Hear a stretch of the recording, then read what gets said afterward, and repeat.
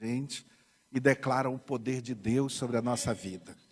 Que se cumpra que nós acabamos de adorar o Senhor, essa palavra de adoração se torne também uma palavra de realização, que não haja ferrolhos na sua vida, nem na minha, que a tempestade se acalme no seu coração, na sua mente, pois a palavra de Deus é pura, e ela é escudo para quem crê. Você crê? Amém, graças a Deus. Eu quero saudar com muita reverência, com muito respeito, a família da irmã Maria Dias, que na última terça-feira, né, partiu com o Senhor, nossa irmã que serviu ao Senhor durante mais de 40 anos no diaconato. E eu e o pastor Jandir, os pastores da igreja, estivemos presentes no culto, na ministração do ato fúnebre, despedindo-nos da irmã. Na verdade, não nos despedimos, dizemos um até breve, um até logo. Porque, graças a Deus, né, pastor Jandir? Graças a Deus, irmãos, que a morte para os cristãos não é o fim. Amém? Deus coloca sempre uma palavra de esperança em nossos corações quando estamos diante desse fato. Que um dia, se Jesus não voltar quando estivermos em vida, todos nós teremos que enfrentar. Mas a irmã Maria Dias deixa um legado para todos nós. Deixa para nós um exemplo de serviço, de amor. E hoje nós temos duas pessoas aqui muito especiais que vocês conhecem. Talvez não conheçam bem uma delas, mas a pastora Rocicléia, nossa irmã querida de caminhada, filha da irmã Maria Dias, e o Alessandro, pastor na cidade de Cochabamba, na Bolívia, também nosso companheiro de jornada durante muito tempo, desde a sua meninice, né? Alessandro, ele viu o Júnior do tamanho do Joaquim, e agora o Júnior já é pai, e Alessandro foi chamado para um trabalho muito especial como missionário numa nação estrangeira, e ele está lá na cidade de Cochabamba, que eu tive o privilégio de visitar, na Bolívia, lá na altitude, né? Mais de 3.000 metros. Né? E Alessandro veio para esse momento com a família e está aqui hoje conosco. Algumas das suas professoras estão aqui, Alessandro, de escola bíblica. Não vou dizer quem é para não entregar. Não entregar não. Certo. Mas nós, mesmo assim, nós nos alegramos, porque a palavra de vitória que o Espírito Santo coloca no nosso coração é aquela que está registrada em 1 Coríntios capítulo 15. Nós podemos dizer, falar, como Paulo parecia falar diretamente com a morte. E ele dizendo, onde está, ó morte, a tua vitória? Onde está, ó morte, o teu aguilhão? Porque o aguilhão da morte é o pecado, dizia Paulo. Mas graças a Deus, que nos dá vitória em Cristo Jesus. Amém? Somos vitoriosos. Nossas orações, nossa palavra de conforto nesta manhã para a família da irmã Maria Dias, esposa do irmão José. Os dois já se encontraram lá no céu. Com certeza se reconheceram, embora não possam continuar sendo marido e mulher. Mas isso não quer dizer que eles não se conhecem, tá, gente? Isso está na Bíblia, tem provas bíblicas disso. Mas Deus nos dá uma palavra nesta manhã também de esperança. Não vamos perder nada, nada, nada, nada. Gostaria de compartilhar com vocês a escritura que está em Lucas, capítulo 8, versículo 43 até o 48.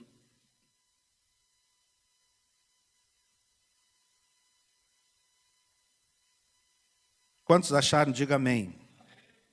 Quem não achou, diga misericórdia. Acharam todos. Então vamos lá. Vamos ler o texto.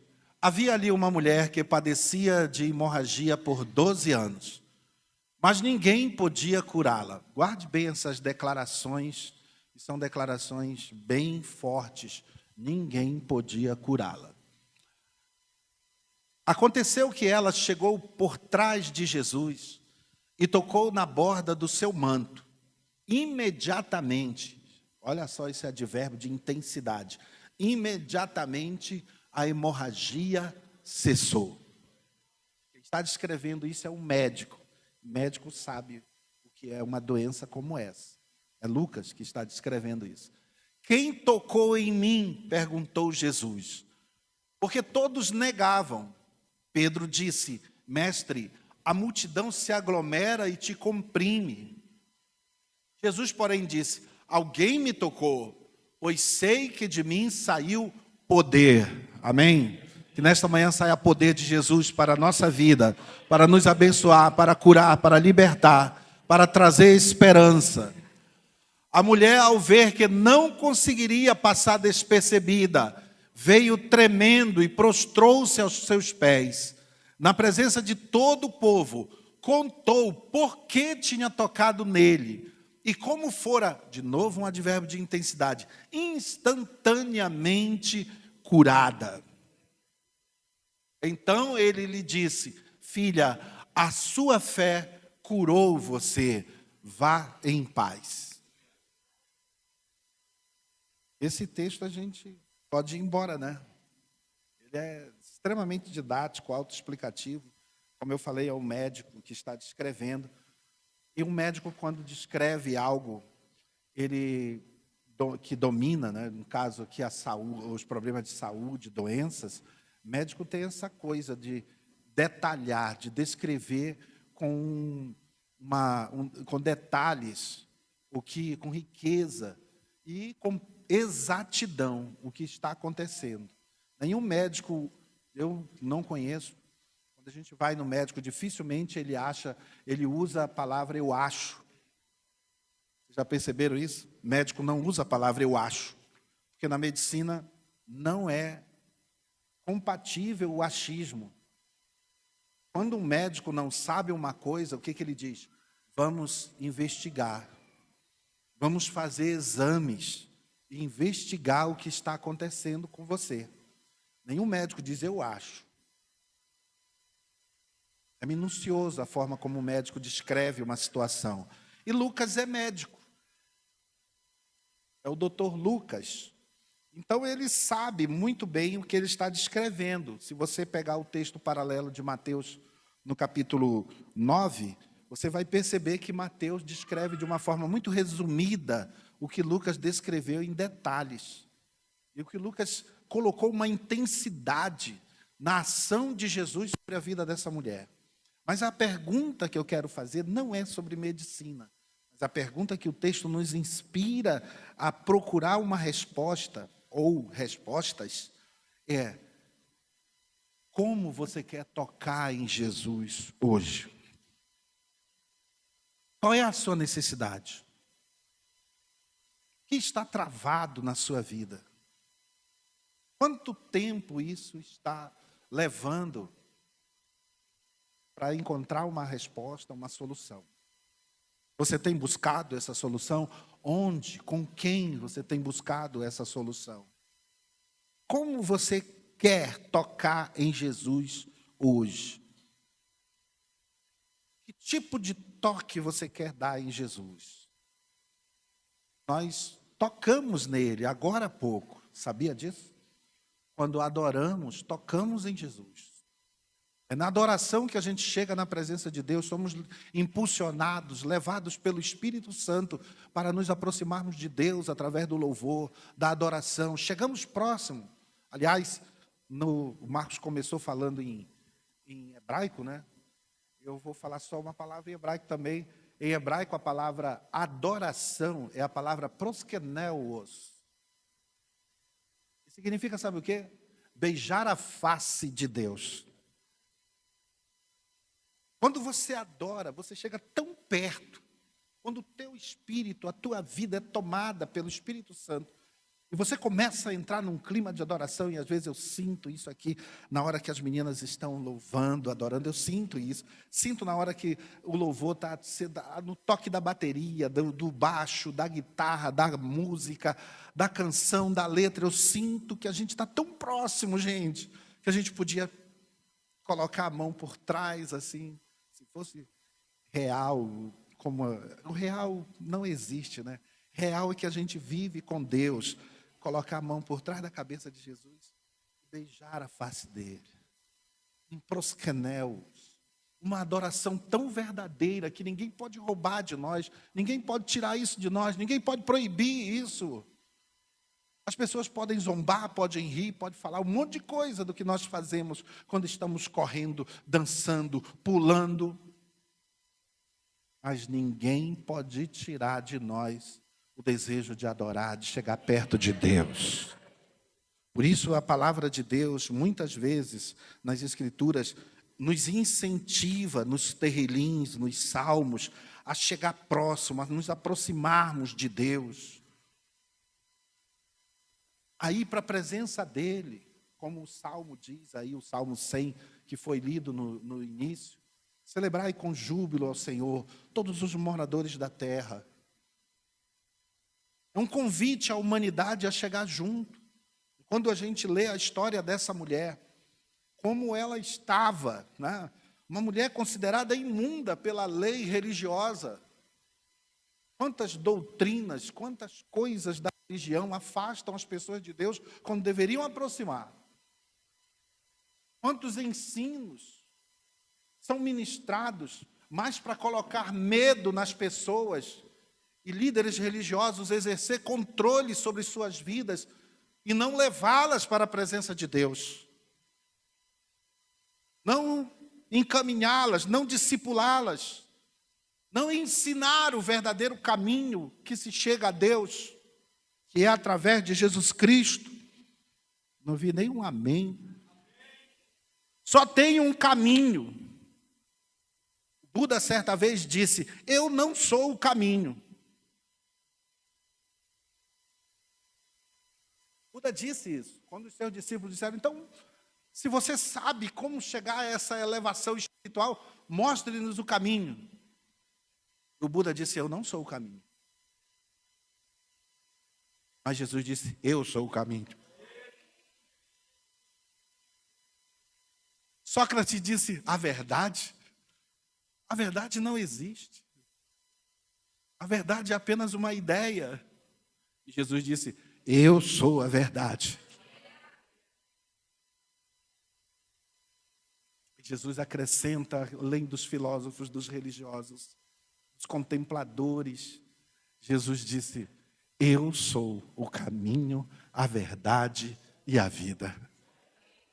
Ninguém, glória a Deus, ninguém chega ao Pai se não for através de mim. A mulher é considerada imunda, gente. Está lá no livro de Levíticos, capítulo 15. Você lê o versículo 25 até o 27. Está descrito a vida dessa mulher, descrita lá na lei. Se uma mulher estiver com fluxo de sangue além dos seus dias normais, e esse fluxo demorar muito tempo, essa mulher é considerada impura, imunda. Tudo, onde ela sentar, esse objeto se tornou impuro. Onde ela se deitar, a cama dela é impuro. O que ela tocar, se torna impuro. Quem tocar nela, se torna impuro. A rigorosidade da lei religiosa expulsava essa mulher do convívio familiar, do trabalho, dos sonhos, da esperança, das amizades, da alegria de viver. E ela vai perdendo tudo, irmãos. Seus recursos, seus sonhos e sua esperança.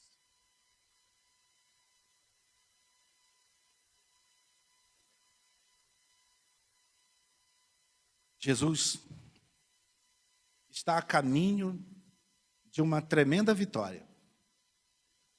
Você já caminhou para a vitória? Sabe o que Jesus está fazendo, irmãos? Ele não está dando um passeio no parque, nem nas praças de Jerusalém. Ele está indo derrotar a morte. Mais uma vez. Ele recebeu um chamado para ir na casa do chefe da sinagoga. Ele vai ressuscitar uma moça, uma menina, uma adolescente. E na caminhada, Jesus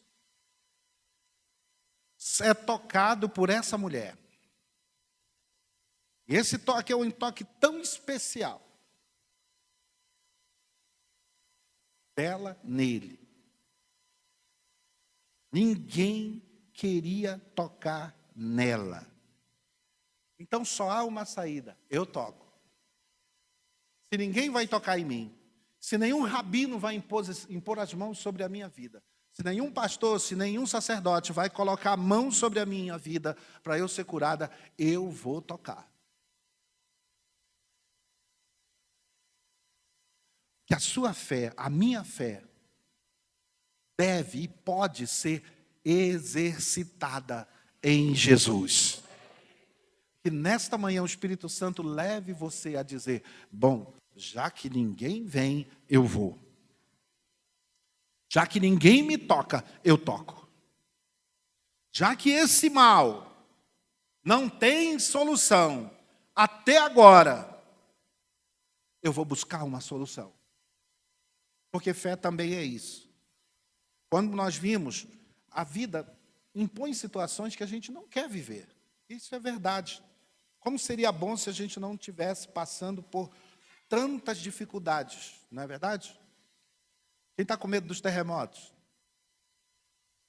Ontem eu conversei com um homem culto, e ele disse para mim o seguinte, que ele ficou muito chateado na igreja que ele foi.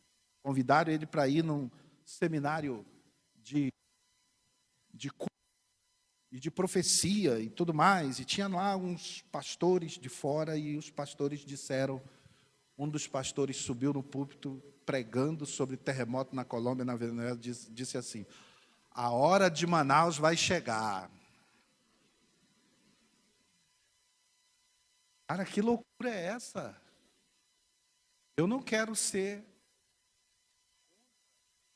pode inspirar, mas que profecia amaldiçoadora é essa? O que você fez, Cota? Para Manaus estar na linha de fogo do furacão, do terremoto. O que você fez, pastor Jandir? Nossas orações não estão chegando aos céus. Eu posso estar falando uma tremenda bobagem, e o solo rachar aqui agora, nesse momento.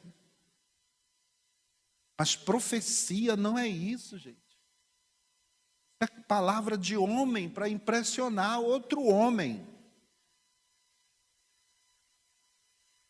A hora de Manaus vai chegar. E já chegou. Porque aqui tem os verdadeiros adoradores, que adoram o Pai em espírito e em verdade. Eu não vou desfazer de Deus, mas se Deus fizer, Ele é Deus. E se Ele não fizer, continua sendo Deus. Eu não posso usar um lugar como esse, um aparelho como esse, para desatar aqui o meu ódio, o meu desânimo, a minha indignação contra uma cidade que eu nem conheço. Tempo que a gente andava por aí, quando não dava para fazer nada, a gente andava pelas ruas, saía nas ruas, passeando e abençoando a cidade. Lá em Cochabamba a gente fez isso, pastor Alessandro. Fizemos isso. O tempo estava ruim lá nas cordilheiras e nós tivemos que fazer um pouso em Cochabamba e ficamos lá 2 dias. E lá não era o nosso destino era Bogotá. Ficamos em Cochabamba 2 dias por conta da companhia aérea, porque o tempo na cordilheira não permitia, e o voo naquela época ia pela cordilheira dos Andes. E a gente, não sei se o Alessandro passou por isso, mas o avião ficava nessa posição aqui, 45 segundos, e você olhava pela janela, só via o paredão de rocha, bem pertinho aqui. E um detalhe, a tripulação trocava, porque pilotos brasileiros e de outras nações não tinham permissão para pilotar aviões que deveriam subir a cordilheira. trocava, ia para pilotos bolivianos que tinham experiência de subir naquela posição. Eram 45 segundos com nó aqui.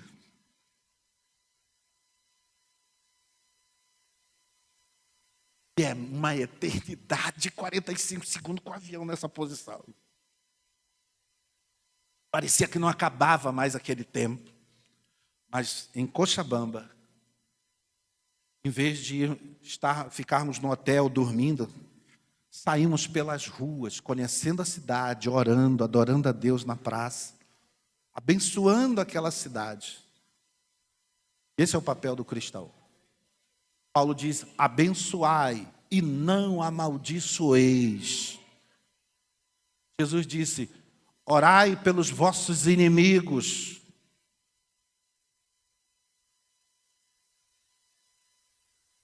Esse é o papel do cristão. Ódio, rancor, medo, essas coisas que lá fora fazem tanto sucesso, aqui dentro não deve ter lugar.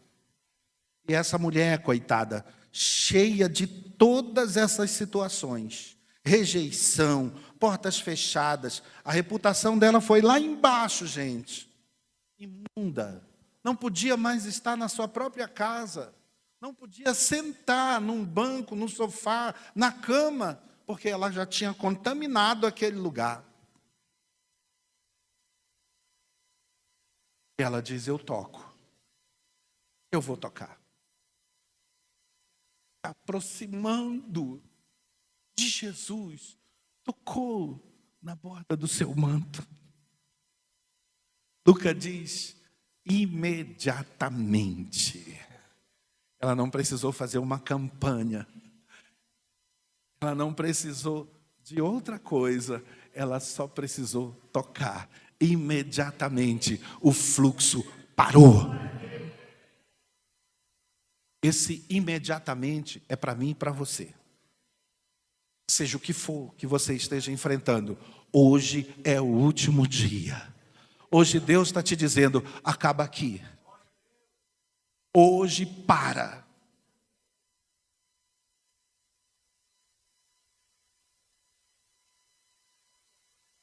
E Jesus disse: quem me tocou? Jesus sabe quando a gente toca nele. Ele sabe quando você está tocando nele. Quem me tocou, disse Jesus.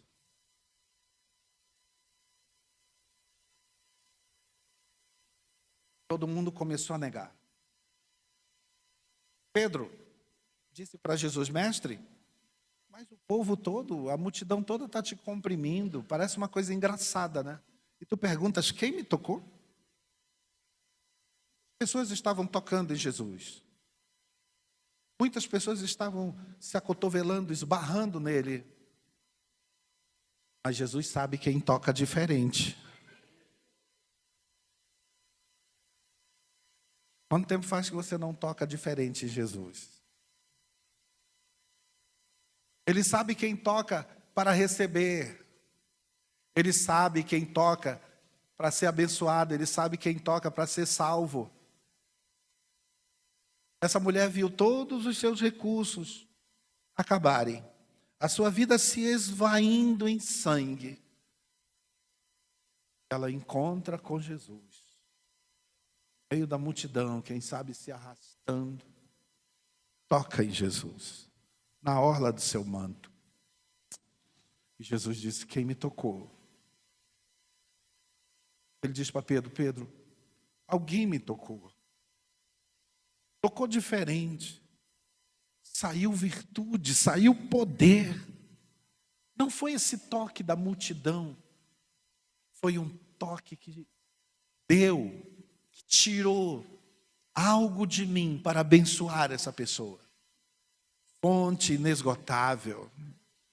É assim que a gente canta, essa fonte inesgotável que é Jesus. Quando doa, quando direciona, quando manda o poder, ele sente, mas ele sabe também que quem recebeu o toque de Jesus, recebeu cura, transformação, mudança de vida. Minha oração e o meu desejo nessa manhã é que você toque em Jesus e receba o poder que você está precisando. Que você receba o poder que você quer para abençoar a sua família. Receba o poder para curar as tuas feridas, sejam elas do corpo ou da alma. Que você receba o poder de Jesus para uma mudança de vida significativa. Que você receba o poder para nunca mais ser igual. Que você receba o poder para ter liberdade, para ser livre, para ser uma pessoa diferente e abençoada. O toque dessa mulher, pode aplaudir a Jesus. Pode aplaudir a Jesus. O toque dessa mulher é um toque de reverência, de respeito e obediência. Hoje muitos acham que Jesus é parecido com o Aladim, né? Aliás, com o gênio da lâmpada, do Aladim. E ele tem o poder e o dever, porque foi tocado, esfregado, de cumprir 3 desejos. Ou de fazer todos os desejos da pessoa. Não. Meus queridos, Jesus não é o gênio da lâmpada. É muito legal a história do Aladim. Mas Jesus não é o gênio da lâmpada.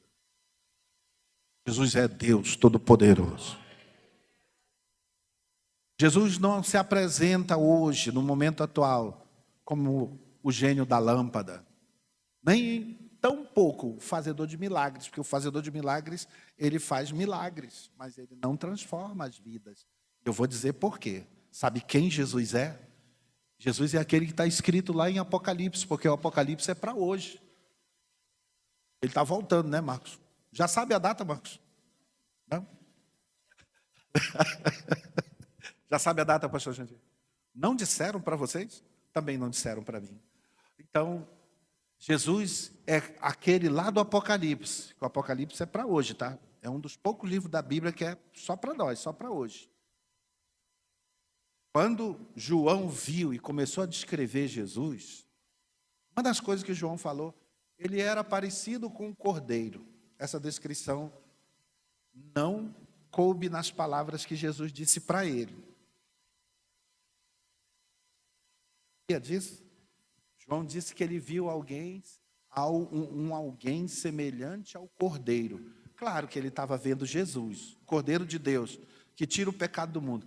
Mas quando Jesus falou, Jesus não disse, eu sou o Cordeiro de Deus, que tira o pecado do mundo. Não, essa palavra nós é que temos que dizer, como um anúncio profético que João Batista nos ensinou.